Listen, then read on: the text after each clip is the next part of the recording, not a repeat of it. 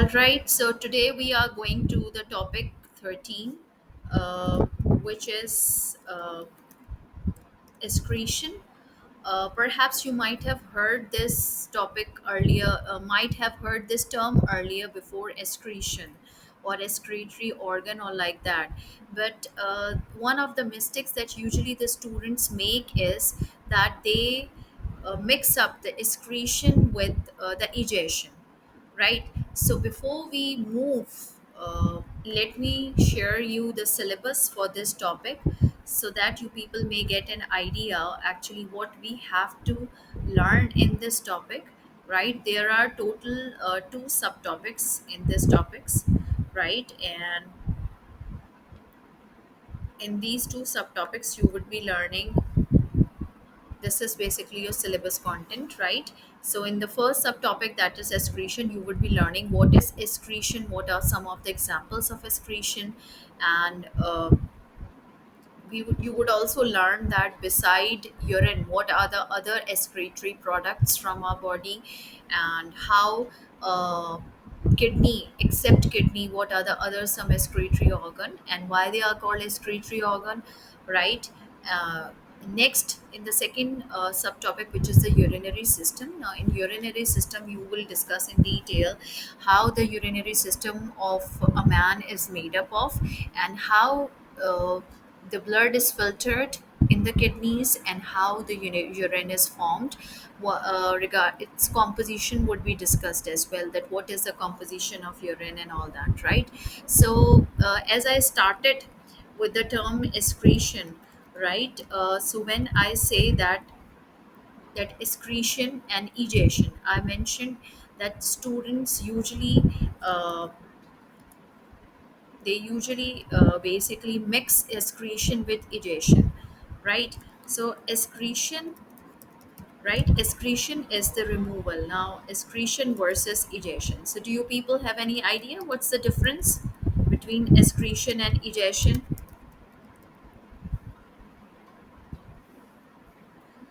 So excretion and egestion, the difference is that both the similarity is that both processes remove substances from body, right? But what are those substances? That's the difference, right? Excretion removes the metabolic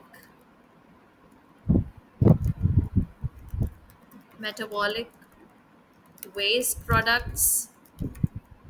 And what are the metabolic waste products? Metabolic waste products means those chemical compounds which are produced during metabolic reactions, the chemical reactions, and these waste products are toxic as well. So remove the excretion removes the metabolic waste products of different metabolic reactions that are toxic as well, right? So if they stay inside our body, they will be toxic for the body, so they have to be removed from our body. Your body cannot store them, so if they will be accumulated, they will be toxic for your body, right? So reaction that are toxic as well. Now egestion, right? Egestion is also the removal, but egestion is the removal of undigested food substances from your body through anus, right? Now your alimentary canal actually, so whatever the waste product, whatever the undigested food that is removed from your alimentary canal through anus is called egestion, right? So this is a difference that you should always remember, and you should not mix actually egestion with excretion, right? So excretion, if some of the examples for the excretion are, right, examples of excretion involve, now as you know that some of the metabolic reactions just like respiration, right? So carbon dioxide uh, is produced during respiration, right? So this carbon dioxide is actually toxic. How it is toxic? That if more carbon dioxide is accumulated in your body, first it is producing in the mitochondria, then it is diffusing out of the mitochondria into the cell cytoplasm, and then it diffuse into the blood vessel. So one, if it is basically diffuse into the blood, right, and if it is keep on accumulating in the blood, this will cause the blood pH to go down, right. This will decrease the blood pH, and decreasing blood pH will have catastrophic effects. Because why it is going to have the catastrophic effect? Because there are many proteins there in the blood, and as you know that proteins have a 3D structure, and this structure is basically quite sensitive to the pH, right. So if there is acidic pH or alkaline pH, these proteins usually get denatured. So we have hormones, we have enzymes, we have different proteins in the blood. So this may cause the denaturation of those proteins, which will always be not desired at all. So that's why this carbon dioxide has to be removed. Uh, so this carbon dioxide is removed from which organ? It is removed from lungs by diffusing outside our body. So in this way, right, carbon dioxide is a metabolic product, waste product, and since it has to be removed and it is being removed by lungs, so carbon dioxide is a waste product, right, which is excreted by the lungs. So what is the excretory organ here? The organ that is basically excreting out the metabolic product is lungs. So lungs are not only the breathing organ, but they are also the excreting organ, right. As breathing, they are inhaling the oxygen and exhaling carbon dioxide. So this exhalation of carbon dioxide is actually an example of excretion, right. So lungs are the excretory organ, and excretory product is carbon dioxide, right. Now, another example is all right. Now, another example that we are going to discuss is the metabolized hormones, metabolized RBCs. Right now, you see, we have discussed that hormones are those proteins which actually play an important role in coordination and control. They basically have a target organ. They target those organs and they ask them to do their work. And once the work is done, hormones go to the liver and there they are metabolized, because hormones do not have to be active through 24 by 7. They are active once they are needed only, right. So if these hormones will remain active, they will be carrying out their role, which will not be desired. For example, insulin, if it is remain there in our blood 24 by 7, it will keep on lowering the blood glucose, which is not desired at all. So that's why insulin has to be metabolized by the liver into its inactive form, right, in which there are certain waste products are produced. So you could say that metaboli- metabolized, wait, hormones and RBCs, right? Hormones and RBCs, metabolic waste product, right, when they are metabolizing, when they are being broken down, so there are some waste products are being produced. So hormones and RBCs, metabolic waste products, are also excreted, right. Third, it's the excess salts and water, right. So sometimes we take excess amount of salt in our diet, so these salts are absorbed, and but they have to be excreted out of our body, because our body cannot keep them up, right. And same for the water, because our body has a limit of the storage of water. We are not the camels that can store too much water in them, right. We do not have those reservoirs. Our cells have a capacity, so this excess salts and water has to be removed as well, right. Then the most important is urea. Right now, this urea is actually the metabolic waste product of excess amino acid breakdown. Now, whenever we take up the food, right, and we have a protein rich food, we just say that we had a protein rich meal, right? So, having that protein rich meal will give us many amino acids. Now, these amino acids is basically we will be using them for our protein synthesis. But let's say that if we have excess amino acids, so when they are absorbed from the small intestine and they go to the liver with a hepatic portal vein. Now, these amino acids, they have a role. And what is their role? That they do not have to be stored, like unlike carbohydrates and lipids. For example, if we take extra carbohydrates, if we take extra lipids in our diet, these carbohydrates and lipids, they are stored in our liver. But amino acids are not stored, right? So you excess amino acids are broken down, right? And they are broken down into urea and glycogen. Actually, the carbon part is separated. We are going to discuss that in deamination, right? And the nitrogen part is also separated. So the separation of this carbon and amino part will give us better will give us a urea, which is a metabolic waste product, and which is quite toxic if it remains in our cells. So this has to be removed. Now this is removed by the kidney, right? So in urea, this is basically, our kidney is the excretory organ. Our kidney is the major excretory organ, right, which basically removes many waste products like urea, like excess salts in water, right, and others waste products as well. So this is what we need to remember, that these products have to be removed, right? And so the process that basically makes them remove is the excretion, right? So you must have understood by this time that what are the some of the products that have to be removed and how it is different from egestion. Because in egestion, whatever the product that is not digested, it has to be removed from your body. It cannot keep in your body. So that's why, because your body is quite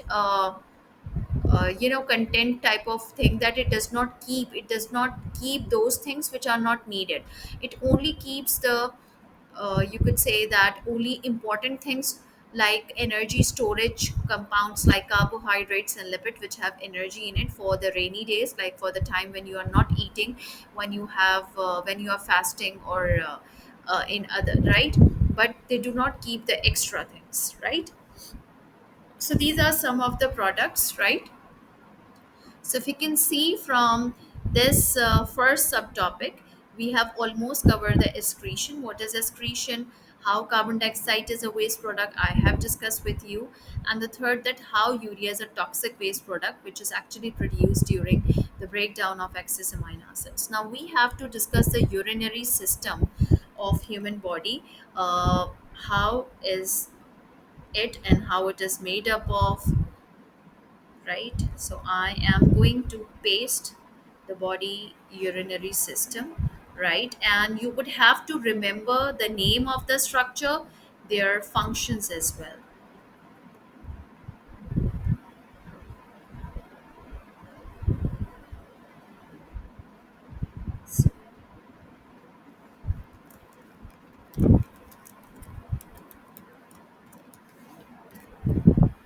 right?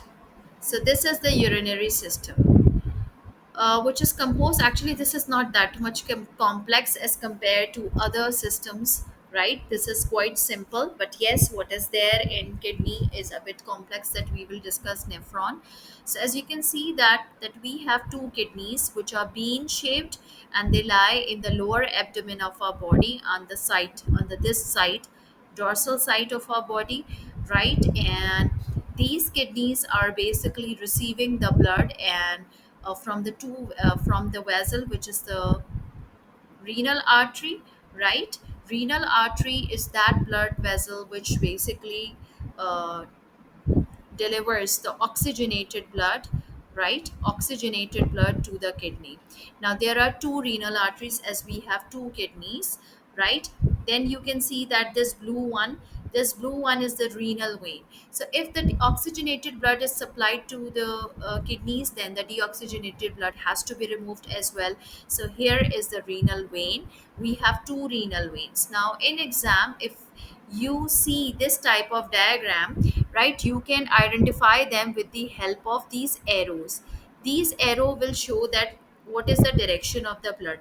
So in this artery, the direction is from the heart to the kidney, and in this direction we can see that kidney to the heart, right? So this way you can identify that which is vein, renal vein, and which is renal artery. Next, you can see that two of the tubes, they are coming out of these kidneys, right? These tubes are also called, these tubes are called ureter, right? So they are ureter. Now sometimes students get confused with this ureter to the urethra, right? There is a difference. Now this ureter actually carries the urine from here to the bladder, right? But this urethra is that passage through which urine is passed out of your body. This is what you need to remember, that ureter are those blood vessels that carry the blood, sorry, that carry the urine to the urinary bladder, from the kidney to the urinary bladder. They are just the transporting tubes, right? This urethra is the passage through which the urine is removed from your body, right? Now this is the urinary bladder, right? We have two bladders now, one is gallbladder and one is urinary bladder. So I suggest not to write this bladder. You should write urinary bladder, because urinary bladder will show that it is basically the part of the excretory system, because we have gallbladder as well in digestive system. Now, this urinary bladder is a muscular bag which actually stores the urine for temporarily it stores it till the time it is filled and a pressure develops, right? When this urinary bladder fills, your nerve impulse as these muscles. Now there is a ring of muscles called sphincter muscles. They are also present, if you remember, that sphincter muscles are also present at the opening of the stomach, from esophagus to the stomach, and from the stomach to the duodenum. There are the sphincter muscle. They act as a valve. Now if this valve is closed, the urine cannot pass through your body. But if this valve is open, right, the urine will be passed. So whenever they contract, the urine is basically passed from your body, right? Usually they are in relaxed form. These sphincter muscle are in relaxed form, so this passage is closed. But whenever they contract, this passage open, the urine flows out of your body. So whenever there is a high pressure, right, if the urinary bladder is filled, then you feel to go to the restroom. And then these are the in the beginning, when a child is born, this passing of the urine from its body is involuntary actually. He cannot control the passage of the blood but with the passage of time, when he gets older, he starts to having a control on these sphincter muscles, and he can now control his urination. That if he wants to, whenever he wish to go to the washroom, then he can, and otherwise he can control it. So in the beginning it is involuntary basically, but after that it is voluntary. But yes, if the urinary bladder is quite filled with the urine, then a time comes when you really cannot control with that, because there is a pressure, because the blood is continuously being filtered in the kidney, and the urine is continuously going down into your urinary bladder. So if you keep on filling a glass with water, right, then it'll start to spill if it is completely filled, right? So that's, till that time it is voluntary, otherwise it becomes involuntary. You cannot control the passage of your urine if it is too much filled, say. So this is basically a simplified form of the urinary system, and I have discussed with you the functions as well, that what are the functions. That this kidney is actually the filtration unit, right? Kidney is the filtration unit, I said, because these are the organs which basically filter your blood, because the excretory products are there in your blood, so they have to be excrete out of your body. And how do they excrete out of your body? They are excreted out of your body by first the filtration inside the kidney. There are some specialized structure in your kidney which basically filter them, right? So this is the urinary system. Now let me share you a detailed diagram of kidney as well, right? So in fact it's not that detailed, it is quite simplified as well. And then we will learn deamination, right?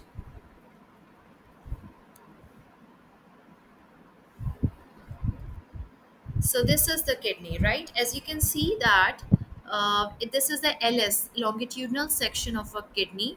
Now you can see that this upper part it is dark colored and the lower part is it is light colored. This upper part is called the cortex, right? And this lighter part is called the medulla, right? And nephrons are those tubules. These are the tubules which are microtubules actually. These tubules basically, these are the tubules that basically filter your blood, right? And we will be discussing their structure in detail. So as you can see that half of them they lie in the cortex region, and the sum of their part is lies in the medulla region. Now this medulla is a pyramid type of style of region, right? As you can see that you can easily identify in it. You do not have to learn any other function except that that some of the part of the nephron basically lies in the cortex region and some of them here, right? And then these collecting ducts, these are some of the ducts which are present in each nephron. They open into the ureter. Now the ureter right, the ureter, if let's wait,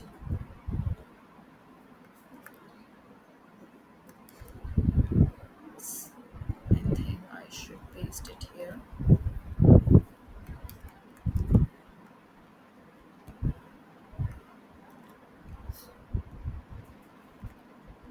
Right, if I put take into upward.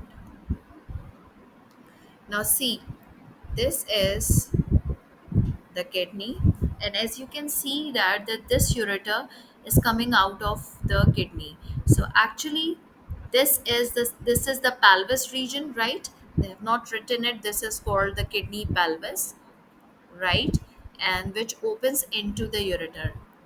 This is the duct through which urine flows. So the urine is being formed here. Urine forms in these tubules. These are the very microscopic tubules. Now tubules are actually the tube-like structure, but they are so much microscopic that we do not call them tube. They are called tubules, right? tubules. Now the urine forms in those tubules, the blood is filtered, and then urine is collected. And then from all the collecting there, from all the nephrons, this urine is basically flowed into the ureter. Now our kidney have thousands of um, these nephrons in our body, right? And all of them are basically filtering the blood. Okay. Now, after discussing that, we have to discuss deamination.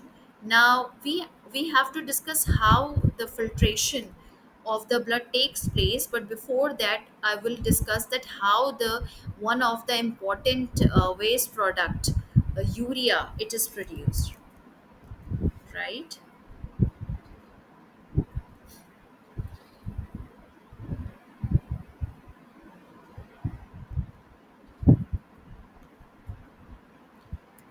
So, urea, how urea is produced? It is, as I told you, it is produced by the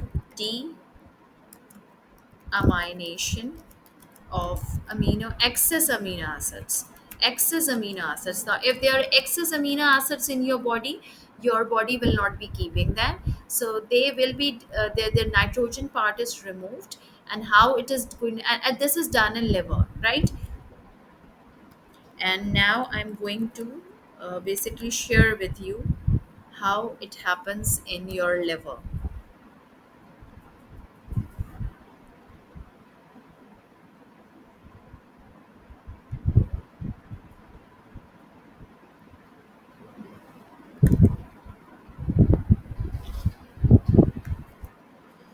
Yes. Now, as you can see that this is the hepatic, no, this is the alimentary canal, right? And this is the alimentary canal in which you have taken up the food. You have eaten food which had proteins. So these proteins were digested into amino acids. Now these are the colorful substance, they are the amino acids. Now they go into the hepatic portal vein, they are absorbed from the ileum, from the small intestines, into the hepatic portal vein that brings the blood to the nutrient rich blood to the liver. Now this liver has these amino acids, right? Now, uh,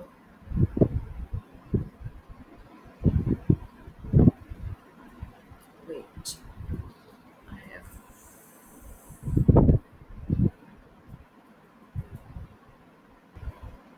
All right. So we can see that these are the amino acids that have been transported to the liver from the small intestines, right? So these amino acids, what they are, what happens to them, that since they are excess, first there are amino liver does that they convert liver converts amino acids into some of the proteins that are required by the body.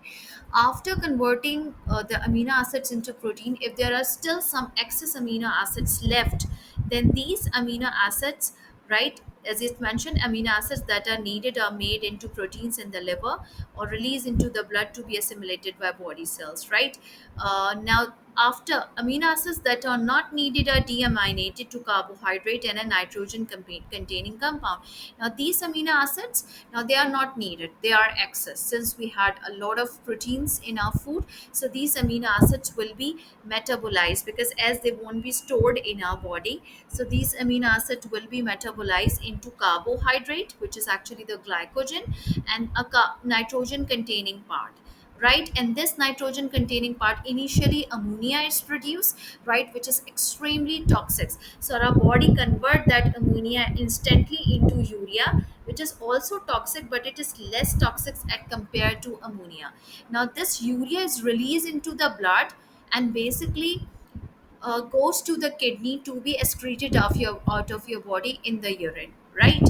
Now I will be showing you how basically you can see that, you can see this part, that this is actually the structure of an amino acid, right? This is an amino acid, and amino acid is made up of three things. One is the carboxylic acid group, second is your R group, which is actually the functional group, right? And this carbon is basically binded with an amino group as well. So one hand, a carbon has a valency of 4. So at one hand there is a carboxylic group, that is COOH. On the other hand it has an amino group, which is NH2. In the other hand it has hydrogen bonded, and on the other hand this is a functional group. Now this functional group is actually, wait, this functional group is actually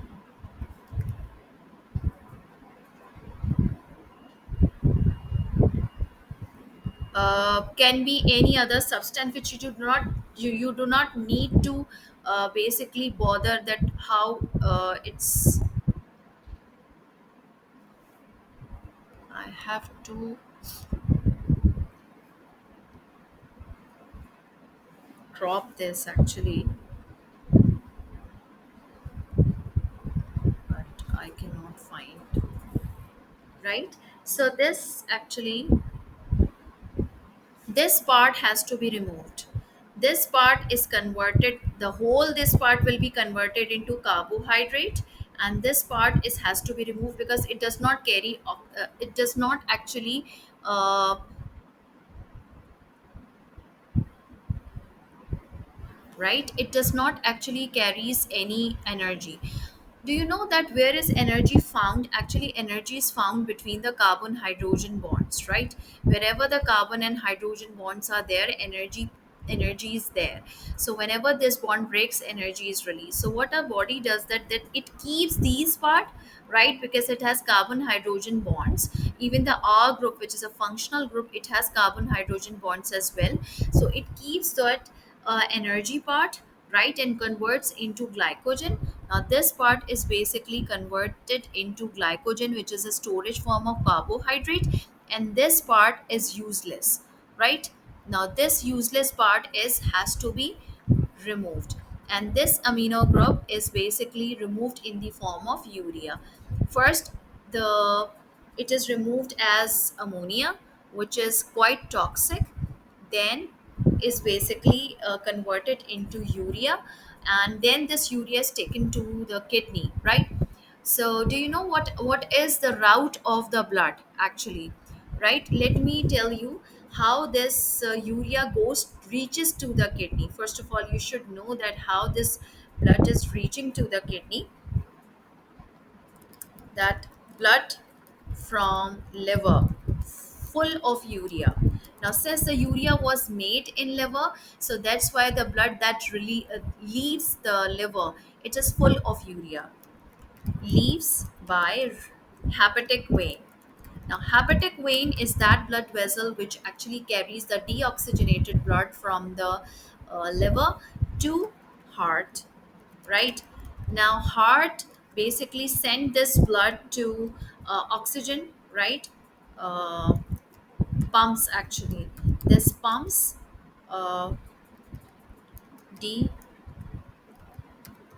deoxygenated blood to lungs, right?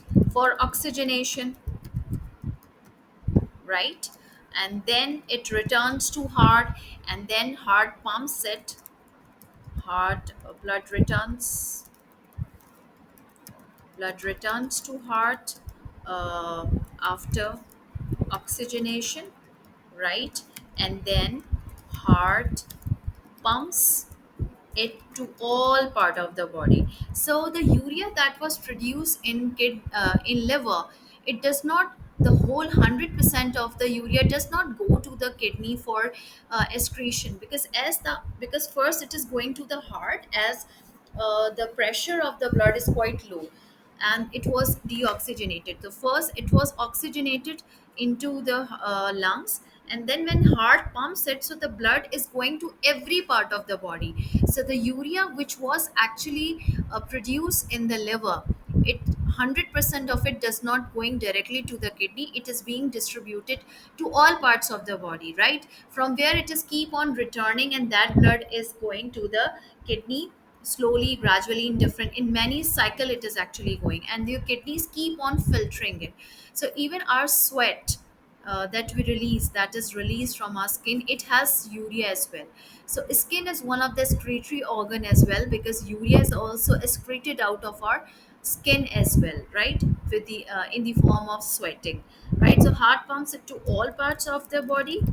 Now, urea rich blood reaches kidney through renal artery. Now all the both the blood vessels of kidney are named with a prefix called renal. Renal means the blood vessels that are associated with the kidney. So the kidney through renal artery, right? And there the urea is will be filtered, and this it's there in the blood, so it will be filtered with the help of the nephrons, with the help of the kidney tubules that we are going to discuss, right? And there uh, filtration occurs, right? Urea filtered and leave kidney as urine, and then this urine is excreted out of our body, and then urine is excreted out of the body through urethra, right? So this is actually the passage, because there was a past paper question that how the protein molecule that you eat in your food becomes the part of the soil. So the protein molecule that you ate, right? So it basically it was digested into amino acid, then these amino acids were taken to the liver for their assimilation. Over there, excess amino acids were deaminated. Then this urea rich blood goes to the heart, and then it's pumped back to all parts of the body, reaches to the kidney where its filtration occurs, right? And then after the filtration, urea is removed in the urine, right? Through the urethra. This is one of the route that basically urea taking. Now we will discuss that how is the structure of a nephron. Now nephron is actually kidney is actually made up of thousands of tiny tubules which are called nephron, and each nephron begins in the cortex, loops down into the medulla, uh, back into the cortex, and then goes again through the medulla. The nephron join up the ureter then. So I am about to show a very simplified structure of nephron, but I would like to have perhaps not a that much simplified structure, because I have to discuss.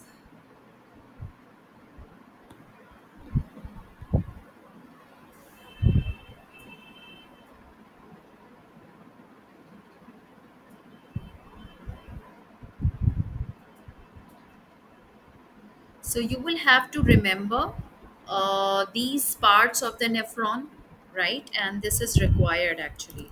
Now, nephron, if you have to define nephron, the filtration unit actually in your body, these are the tiny tubules through which blood filters, right? And the filtration actually, it's quite interesting because this is ultrafiltration depending upon size wise filtration, right? So this is the structure of a nephron. Now this nephron you can see here in this kidney, right? And this same basically nephron is drawn here and it is quite magnified. Now let me discuss with you that what are the structures. Now as you know that blood is coming to the kidney from the renal artery, so this red part shows the renal artery and the blue part shows the vein, right? Blue part means the deoxygenated blood. So the oxygenated blood which is full of urea, it is coming to the kidney. Now you can see a clump, you can see some blood capillaries tangled here, right? uh, this is basically called the glomerulus. Now you need to remember these terminologies as they are very important to remember. This is the glomerulus. Glomerulus is actually, you could say, the cluster of the blood capillaries, right? And you can see this C like structure, right? A capsule like structure. So, this capsule like structure is called the Bowman's capsule. Now, right, this is a part of the nephron tubule, this part, this structure, this is called the Bowman's capsule, right? And it has that cluster of the capillaries. Now this Bowman capsule, as you can see that a tube is being opened, and this is quite coiled tube. Now the this part of the coiled tube is called proximal convoluted tubule, right? This part is called as,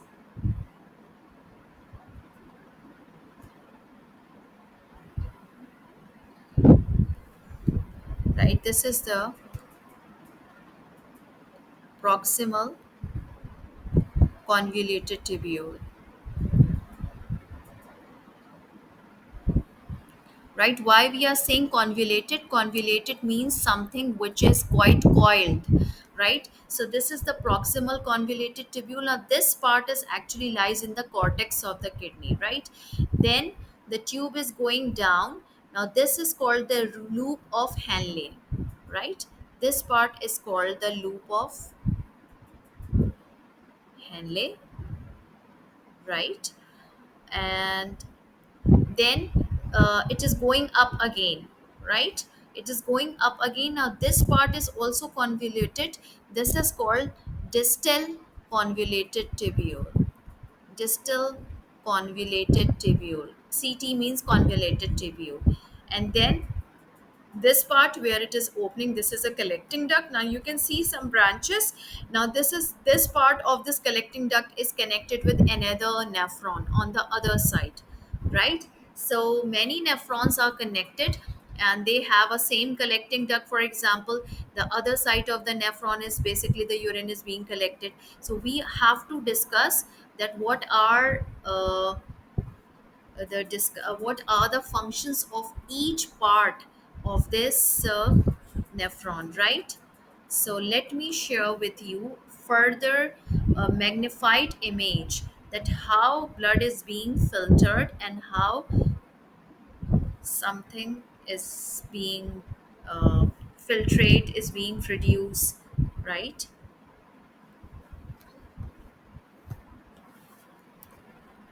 Now let's see. Now you can see this diagram that this is the glomerulus. This is the cluster of the capillaries. Now arteriole from the renal artery. As you know that arteries are bigger blood vessels, right? Say they divided into smaller vessels called arterioles. Then arterioles are basically open into the capillaries, and then you could see that then the capillaries join together to form venule, and then venule into veins. So you could see that this capsule like structure is the Bowman capsule and this is glomerulus. So these the arrowheads, they show you the direction of the blood. So the blood is coming with a high pressure, right? And due to blood has many components in it, right? And what are those components? What are the things that are found in blood? They are blood cells, right? Blood has so many things in them. Blood cells, plasma. Now plasma is the liquid part, and this blood cells, platelets, these are the cell fragments. Now plasma is the liquid part. It contains proteins, water, glucose, salts, urea as well, right? So these are some of the products which are basically present in the plasma, even these blood cells and platelets. So plasma is actually the liquid part which carries all these things, right? So blood cells are quite their size is quite huge, platelets too, protein as well. But these water, glucose, salts and urea, they have a small size as compared to the proteins which are quite huge. Blood cells are huge as compared to that. So what happens that whenever the blood is coming with a high pressure, here, over here, ultrafiltration occurs. Now, what is ultrafiltration? I'm using a term that is ultrafiltration. Ultrafiltration is actually the filtration on the basis of size, where small objects will be passing through these glomerulus, right, and move into the Bowman capsule, and all the big objects, all the large substances or the large molecules like blood cells, platelets, uh, and proteins, they will stay there. No protein will go out of these glomerulus. Now these glomerulus capillaries are especially, they are layered with some other layers which act as a barrier for the leaving of blood cells as well. So the blood cells cannot go out of these capillaries. As you know that the capillaries are one cell thick, they have some space between the cells through which the blood cells can pinch out, but they cannot pinch here because they have some extra layers, right? Membranes are there which will not let the proteins and blood cells and platelets to go out.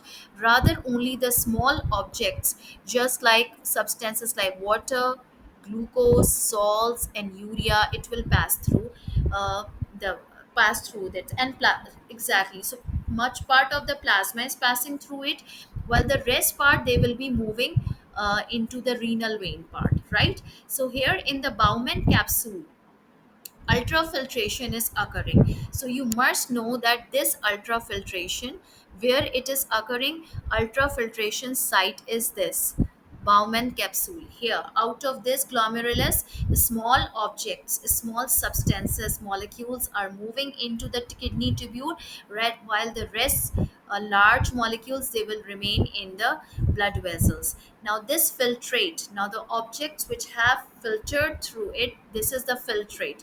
Now this filtrate is moving through this proximal convoluted tubule, the first part of the renal tubule, convoluted tubule. This is the proximal. Now here at this proximal, glucose and water reabsorbed. what you need to remember is that here there is a selective reabsorption at this part. How, what is happening? There is a selective reabsorption, right? Selective reabsorption.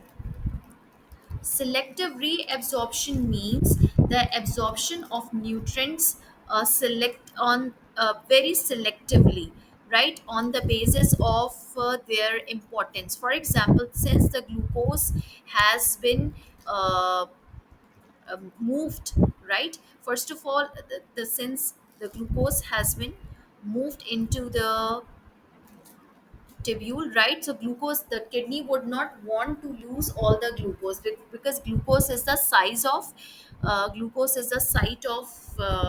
you could say that it's not the site of, it's basically your glucose is your primary source of energy. So your body would not want to lose the glucose, right? So this glucose, your water has to be, because all the water has been filtered, so this water has to be taken up, the salts have to be taken up, the glucose has to be taken up by the kidney, but the urea won't be taken up, right? So the selective reabsorption will basically the reabsorption of useful substances like glucose, water, and salts. While if there are excess salts and excess water, that won't be absorbed, but glucose, water, and salts would be absorbed, right? So this is selective reabsorption is actually the useful. It is very selective in a way that urea will not be absorbed, right? So here at that part, the urea will not be reabsorbed, while the glucose and water will be absorbed, and salts would be absorbed. As salts would be absorbing in the loop of Henle, but here in the proximal tubule, the glucose is water being absorbed. Now the glucose is absorbed by active transport. Glucose is absorbed by active transport. Now the kidney, now the tubule cells are basically spending their energy, so this glucose is completely absorbed. Now we had discussed yesterday about the diabetes patient, right, in that in their urine there is glucose present. Since there is too much glucose present in their blood, so your kidney is unable to take up all the glucose. That's why some of the glucose is excreted in their urine, which is one of the sign that a person has diabetes, because a normal person cannot have a single molecule of glucose if their kidney is functioning well.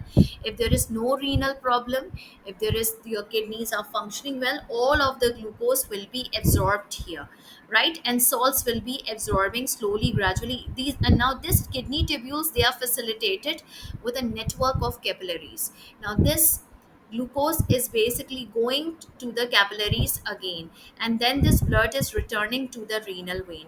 The salts and more water will be absorbed further along the tubule when the uh, right, so the salts and water will be absorbing when the fluid is being, the filtrate is being passed through the tubule. So water and salts would be absorbed here. Now in the loop of Henle, all the salts will be absorbed. Salts will be first absorbed with the diffusion and then active transport. If there are excess salt, let's say that you have a very salt rich diet, so these salts like sodium, potassium, they will be basically excreted out from there, they will be a part of the urine. But if they had a very less amount of salt, so all the salts will be reabsorbed here, right?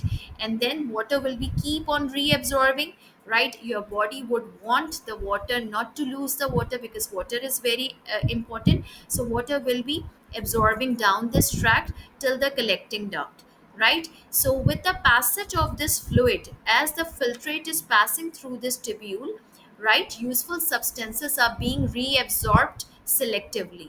Urea is never reabsorbed, right? This is what you need to remember. And then from collecting duct, urine, by reaching the collecting duct, urine is formed. Now this urine is basically, what happens to this urine? This urine is basically flows into the ureter and then collects in the urinary bladder. Okay, so this way your urine is formed. Now your urine what is going to be the composition of your urine. This is what you need to understand. By this time, when your filtrate is reaching, your urine as a transparent or light yellow type of color fluid which has excretory product. Most of the time it has water, right? And then it has excess salts. Urea is there, it is rich of urea. And you also need to remember some of the fluids concentrations, right? I am about to draw a table in which I will be writing that what is basically the concentration of these things, right? So your renal artery is basically the blood vessel that is carrying the oxygenated blood, and your renal vein is that blood vessel that is taking away the deoxygenated blood, and then urine, right? Urine is the fluid that forms in the kidney, right? So water is there in your blood, right? Then glucose is there, then we have proteins are there, and then we have urea is there, and salts are also there, right? So if we would like to know that what is the concentration in renal artery, so in renal artery more water is there, right? But in renal vein less water. Why less water? Because some of the water is there in the urine. Some of the water that was there in the renal artery, it basically has been absorbed by the filtered filtrate in the form of urine. Some of the water is there. Now less water is there in the renal vein. The glucose, renal artery has glucose, okay, more. Renal vein will have the same glucose, right? The glucose amount will remain same as the renal artery here. Okay? In urine, there will be in a healthy human being, there will be no glucose, right? Proteins. So yes, proteins are there. Yes, the proteins are present.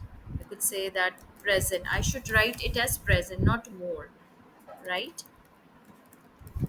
Present. Proteins are present in the renal artery, but in renal vein they will be present. Same protein will be present, same, right? But in urine there will be no proteins. This is what you need to remember. Why? Because proteins were not filtered through glomerulus. Glucose was filtered but was reabsorbed. That's why urine has no glucose in it. Water was filtered but was reabsorbed, and some of the water has been there in the urine in the as a in the form of a filtrate. So some of the water is there in the urine, right? Then urea, more urea in the renal artery, and the very less urea is there in the renal vein, right? And in urine more urea, right? So urine has more urea. For example, if in renal artery let's say 0.5% urine is there, in renal vein it would be like 0.05, and the rest 0.45% will be there in the urine. So most of the time urine has more urea, and it is more concentrated.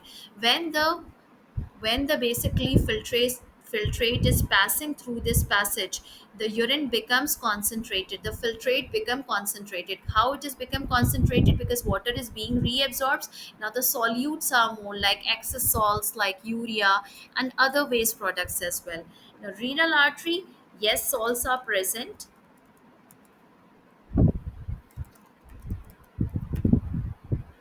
right? And in renal vein less salts, because some of the salts they have been. So because in urine some of the salts are being excreted, right? So they are some of the salts will be excreted out in the urine, right? So this way the urine has this composition of a normal healthy person. But those person who have renal function problem, they might can have proteins in their urine. So having a urine test showing the proteins in the urine is a sign that a person has renal function problem, right? So their kidneys are dysfunctioning. And if there is a glucose present, it means that the person is having diabetes, right? So this is basically this shows. And yes, the color and the concentration of the urine depends upon your diet and your water intake. For example, if your urine color is dark, right, the color of the urine color, urine color urine color is, for example, dark, right? It means that,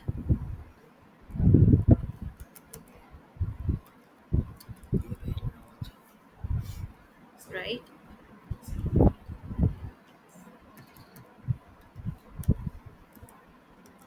right, dark urine color means less water intake. You had less water, so that's why your kidneys absorb more of the water, right? Less water and more urea and salts in it, right? So the, right, and even whenever you do not take water during the fasting, you might have observed that you very rarely urinate during the day. It's because your body would want to keep all the water, it does not want to basically waste it, right? And if it is light color, means water intake is sufficient, right? This also shows that if your water intake is sufficient, your urine color would be light, right? Let me show you how it is basically varies. So a well hydrated person has a lot of excess water to be excreted in urine. So the urine is dilute and pale as compared to the dark color urine, right? Which means that a person did not drink the water enough, and that's why the person needs to drink more, right? I am showing you how well it looks like, right? This means that this is a well hydrated body, and whenever the color is getting darker, it means that the water is less in your body, so you need to drink more water. So those people who have a darker color urine, right, this is an implication, this is a sign that they have, their body requires more water, they should take sufficient amount of water. And this is the healthy color of the urine, right? And this is not because your urine carries all your bacteria as well. So if you do not drink water much, it means that you will urinate not frequently. And if you will not urinate frequently, it means that the bacteria will grow inside your body and you can have urine infection as well. So this completes the excretion. Now let's go to the, now let's see that if we have covered all the points, we have covered all the urinary system, right? That what are the structures that are present in the urinary system: kidneys, ureter, bladder. We have discussed their functions as well. Then we have also discussed that why urea needs to be excreted, because it is quite toxic, it should not stay. Then we discussed the structure of nephron as well: Bowman capsule, glomerulus, tubules, loop of Henle, collecting duct.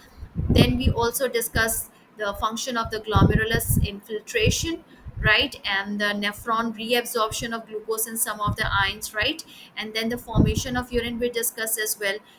Then we also discuss the role of the liver in the assimilation, that is deamination, how the urea is produced by the deamining, removing the amino part, nitrogen part from the amino acid, so that these body may keep the energy part in them in the form of glycogen as a carbohydrate, while the amino part was not needed, so it is excreted as urea. So this completed our topic excretion. Inshallah ta'ala, we'll be coming up with the next topic in the next class.